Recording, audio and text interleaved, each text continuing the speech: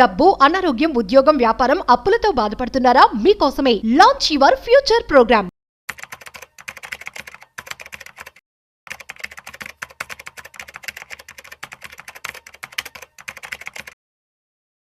New pension scheme versus unified pension scheme. So కొత్తగా ఇప్పుడు central government unified pension scheme అని చెప్పి తీసుకురావడం జరిగింది. ఎన్పిఎస్ ఎలా వర్క్ అవుతుంటుంది, యూపీఎస్ ఎలా వర్క్ అవుతూ ఉంటుంది, రెండింటి యొక్క ఇంపార్టెన్స్ ఏంటి, వీటి గురించి మనతో చెప్పడానికి సో ఇవాళ మనతో అనిల్ కుమార్ గారు ఉన్నారు. సో సర్టిఫైడ్ ఫైనాన్షియల్ ప్లానర్ అనమాట. సో తన మాటల్లో మరింత సమాచారం అడిగి తెలుసుకుందాం. Hi, hello, namaste, welcome to business bus with Rajeev Pasupuleti on Suman TV. So let's shoot. So hi sir. Namaste. Sir question విన్నారు కదా. సో ఫస్ట్ ఒకసారి ఎన్పిఎస్ అంటే అందరికీ తెలుసు, ఇంకొకసారి మన ప్రేక్షకులందరికీ ఎవరైతే కొత్తగా చూస్తూ ఉన్నారో మీకోసం ఒకసారి ఎన్పిఎస్ అంటే ఏంటో చెప్పండి సార్. న్యూ పెన్షన్ స్కీమ్ ఇది ఎన్పిఎస్ ఉందో ఇది వచ్చేసి ఒక 2004లో ఇంప్లిమెంట్ అయింది అనమాట. అప్పుడు ఏంటంటే మొదలు గవర్నమెంట్ ఎంప్లాయీస్కి స్టార్ట్ చేశారు, ఆ తర్వాత ఓపెన్ టు ఎనీబడి. సో ఇప్పుడు కూడా ఎన్పిఎస్ వచ్చేసి అందరికీ కూడా ఎవరైనా ఇన్వెస్ట్ చేయొచ్చు. ఆల్సో సెంట్రల్ గవర్నమెంట్ ఎంప్లాయీస్ కానీ స్టేట్ గవర్నమెంట్ ఎంప్లాయీస్ కానీ ఈ స్కీమ్లోనే పెన్షన్ అనేది కంపల్సరీ ఉండింది. బట్ ఏంటంటే ఈ ఎన్పిఎస్ వచ్చేసి ఈజ్ ఎ మార్కెట్ లింక్డ్ అనమాట.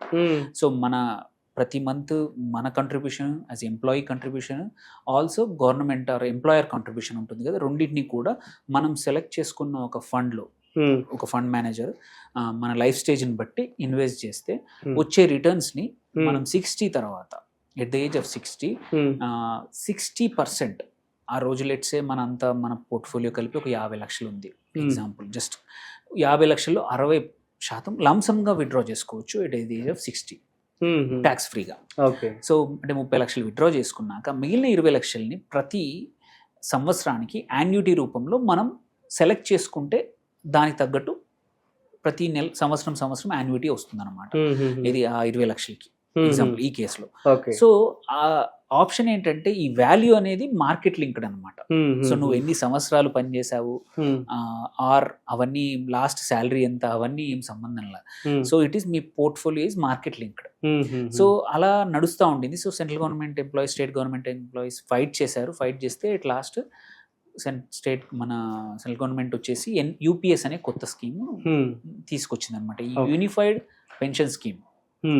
సో దీంట్లో ఏంటంటే లాస్ట్ 12 months నీ బేసిక్ ఏదైతుందో ఆ బేసిక్లో 50% నీ పెన్షన్గా వస్తుంది.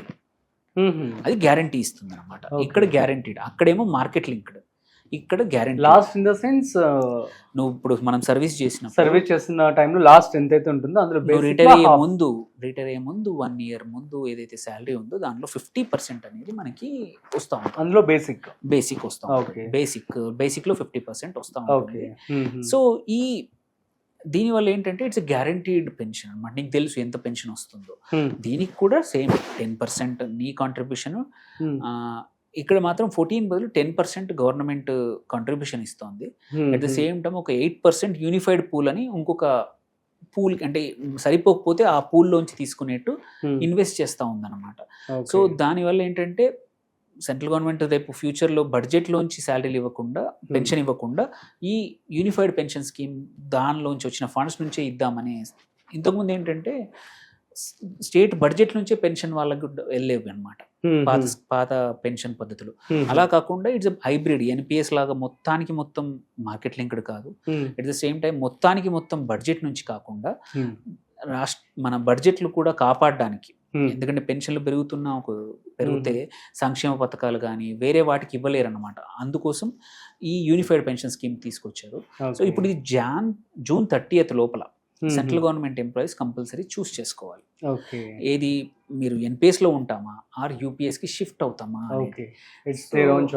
చాయిస్ అన్నమాట. అయితే యూనిఫైడ్ పెన్షన్స్ లోనే మంచి బెనిఫిట్ ఉంది కాబట్టి మేబీ ఇదే బెటర్ ఏమో కదా సార్, మీరేమంటారు? Good question. ఎస్, చాలా మంది ఏంటంటే ఎవరికైతే లాస్ట్ బేసిక్ సాలరీ అంటే బాగానే ఉంటుంది ఆబ్వియస్లీ. ఫర్ ఎగ్జాంపుల్ 1 లక్ష రూపాయలు అనుకోండి, 50,000 లో అంటే 50,000 వస్తుంది అనమాట. బేసిక్ లో నీకు లాస్ట్ 1 lakh బేసిక్ ఉంటే ఇప్పుడు సెంట్రల్ గవర్నమెంట్ ఎంప్లాయీస్ ఎవరైనా రిటైర్మెంట్కి వచ్చారు అంటే దగ్గర 1 నుంచి 1.5 lakh శాలరీ ఉంటుంది. అందులో మీకు దగ్గర 50-60 మధ్యలో ఈజీగా పెన్షన్ వస్తుంది. Better actually.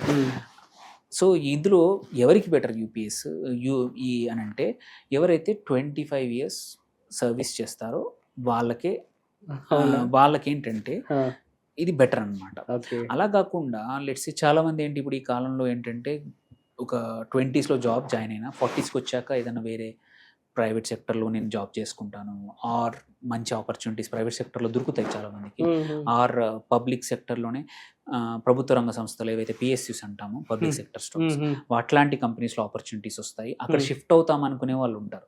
అలాంటప్పుడు ఏంటంటే ఎన్పిఎస్సి బెటర్. ఎందుకంటే నీకు ఇంట్రెస్ట్ మొత్తం ఫుల్ ఫ్లెజ్ సర్వీస్ నేను చెయ్యను గవర్నమెంట్లో అనుకునే వాళ్ళు మాత్రం ఎన్పిఎస్ తీసుకుంటే ఏంటంటే నీ కార్పస్ బెటర్గా ఉంటుంది, నీకు రిటర్న్స్ మంచిగా వచ్చే అవకాశాలు ఉన్నాయి. అలా కాకుండా ఎవరైతే అక్కడే ఉంటామో సో మనకి Change 50% కావాలి అని అనుకుంటే మాత్రం దట్ ఈస్ బెటర్. ఇంకొకటి ఇంపార్టెంట్ ఏంటంటే మేజర్ డిఫరెన్స్ ఏంటంటే యూపీఎస్లో ఎవరైతే పర్సన్ రిటైర్ అవుతున్నారో వాళ్ళకు 50% వస్తుంది. వాళ్ళు చనిపోతే మాత్రం తన డిపెండెంట్ స్పౌస్, హస్బెండ్ కావచ్చు, వైఫ్ కావచ్చు, అప్పుడు 60% ఆఫ్ పెన్షన్ వస్తుంది. అంటే 50,000 పెన్షన్ తీసుకునే వాళ్ళు చనిపోతే, హస్బెండ్ చనిపోతే 30,000 వస్తుంది. ఓకే. 50,000కి 30%, 60% కాబట్టి 30,000 వస్తుంది అనమాట. సో అది కూడా చూసుకో. అండ్ హస్బెండ్ వైఫ్ ఇద్దరు, స్పౌస్ అండ్ ఇద్దరు చనిపోయాక పెన్షన్ ఆగిపోతుంది అనమాట. ఇంకా గవర్నమెంట్కి ఇంకా ఇవ్వాల్సి ఉండదు. వేరాజ్ ఎన్పిఎస్లో ఏంటంటే నువ్వు కార్పస్ తీసుకున్నప్పుడు నువ్వు కార్పస్ కావాలంటే 60 అప్పుడు విత్డ్రా చేసుకో.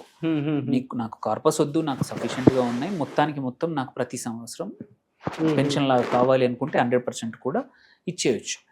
ఇచ్చినప్పుడు ఏంటంటే ఫస్ట్ నువ్వు బతికున్నంత కాలం నీకు ఎంత యాన్యుటీ ఉందో అంత యాన్యుటీ నీకు కార్పస్ని బట్టి నువ్వు పెన్షన్ వస్తుంది, కార్పస్ని బట్టి వస్తుంది అక్కడ. దెన్ సెకండ్ ఏంటంటే నీ తర్వాత నీ నామినీ కూడా వైఫ్ కానీ హస్బెండ్ కానీ వాళ్ళకు అంతే వస్తుంది అమౌంట్. తర్వాత మనం ఈవెన్ ఇంకో ఆప్షన్ పెట్టుకోవచ్చు, అంటే ఆ కార్పస్ని మన నామినీకి, మన బాబుకు, పాపకు, వాళ్ళకు కూడా ఇచ్చే అవకాశం ఉంది. ఆ అవకాశం అందులో లేదన్నమాట. సో ఎవరైతే తక్కువ సర్వీస్ చేద్దాం అనుకుంటున్నారో వాళ్ళు ఎన్పిఎస్లో స్కిప్ ఉండిపోండి. ఆర్ కెరియర్ చేంజ్ చేద్దాం అనుకుంటున్నారు, డాక్టర్స్ ఉంటారు, ఒక 10 సంవత్సరాలు గవర్నమెంట్ సర్వీస్ చేస్తారు, ఆ తర్వాత పాపులర్ అయ్యాక సొంతంగా ప్రాక్టీస్ పెట్టుకుని హాస్పిటల్స్ పెట్టేసుకుంటారు. అలాంటి వాళ్ళకి ఎన్పిఎస్ బెటర్. ఎందుకంటే వాళ్ళు ఎగ్జిట్ అవ్వడానికి కానీ విత్డ్రాల్ చేసుకోవడానికి ఈజీగా ఉంటుంది, నీ వాల్యూ క్లారిటీ ఉంటుంది. వేరే అక్కడ యూనిఫైడ్ పూల్కి వెళ్ళిపోతుంది అమౌంట్ కొంచెం, అది ఎవరికి యాక్సెసిబిలిటీ ఉండదు. అది ఏదైనా షార్ట్ ఫాల్ అయినప్పుడే ఆ పూల్లోంచి డబ్బులు తీస్తారనమాట. సో ఇవన్నీ ఇబ్బందులు లేకుండా సింప్లిఫైడ్, మళ్ళీ నీకు చూస్ చేసుకునే అవకాశం ఉంది ఎటువంటి ఫండ్ మేనేజరు. ఎందుకంటే ఎన్పిఎస్లో కూడా 10 కంపెనీస్ ఉన్నాయి, 10 రిటైర్మెంట్ ఫండ్ మేనేజర్స్ ఉన్నారనమాట. HDFC bank, ICICI, SBI, axis, multiple అట్లా 10 ఉన్నాయి. మనకు ఆప్షన్ ఉంది ఎక్కడ పెట్టుకోవాలంటే అక్కడ చూస్ చేసుకోవచ్చు. అది యూపీఎస్లో లేదు, ఓన్లీ 4 ఉన్నాయి. అది ఆ 4 మనం బై డిఫాల్ట్ అయిపోతుంది. సో లాంగ్ సర్వీస్ చేద్దాం అనుకుని ఎటువైపు మారదలుచుకోలేని వాళ్ళు మాత్రం ఎన్పిఎస్ లో ఉంటే బెటర్. యూపీఎస్కి వెళ్ళిపోండి.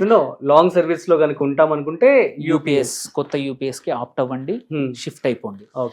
అలా కాకుండా మారాలి, నాకు ఆస్పిరేషన్స్ ఎక్కువగా ఉన్నాయంటే మాత్రం it is better stick to NPS, because మాటికి మార్చడానికి లేదు. సో అలాంటప్పుడు ఎన్పిఎస్లోనే ఉండిపోయి కంటిన్యూ అవుతే, ఎందుకంటే ఇది మార్కెట్ మంచి పర్ఫామ్ చేస్తుంది. ఓన్లీ థింగ్ ఏంటంటే ఇక్కడ ఎన్పిఎస్లో ఎక్కువగా ఈక్విటీ ఎక్స్పోజర్ పెట్టుకుంటే మంచి రిటర్న్స్ వచ్చే అవకాశం. Okay, super sir, thank you so much. So చాలా మంచి విషయాలు అయితే చెప్పడం జరిగింది. సో గైస్ మీ అందరికి అర్థమైంది కదా. So NPS versus UPS. So NPS వచ్చేసి సో అందరికీ కూడా వర్తిస్తూ ఉంటుంది అనమాట. సో ఇది మీరు లిబర్టీ కూడా ఉంటుంది ఎక్కువ. సో మీరు నామినీస్ కూడా ఎంచుకునే ఛాన్స్ ఉంటుంది. అట్ ది సేమ్ టైం మీకు సచ్ ఏ లా ఎక్కువ కాపర్స్ కూడా రావడం జరుగుతుంది అనమాట. So unified pension scheme UPS కొత్తగా లాంచ్ చేసింది ఏంటి అంటే ఇట్స్ యువర్ చాయిస్. సో ఎవరైతే మీరు పర్టికులర్గా ఒక కంపెనీలోనే ఒక సెక్టార్లోనే 25 years మినిమం కనుక మీరు కంటిన్యూ చేసినట్లయితే, సో దట్ అది మీకు ఏదైతే బేసిక్ సాలరీ ఉంటుందో అందులో 50% అయితే మీకు రావడం జరుగుతుంది అనమాట యాజ్ ఎ పెన్షన్ రూపంలో. So it's your choice. So మీరు చూసి మంచిగా సెలెక్ట్ చేసుకోండి. So that's it. సో మరొక ఇంట్రెస్టింగ్ కాంటెంట్తో మళ్ళీ కలుద్దాం. అంతవరకు చూస్తూనే ఉండండి సుమన్ టీవీ.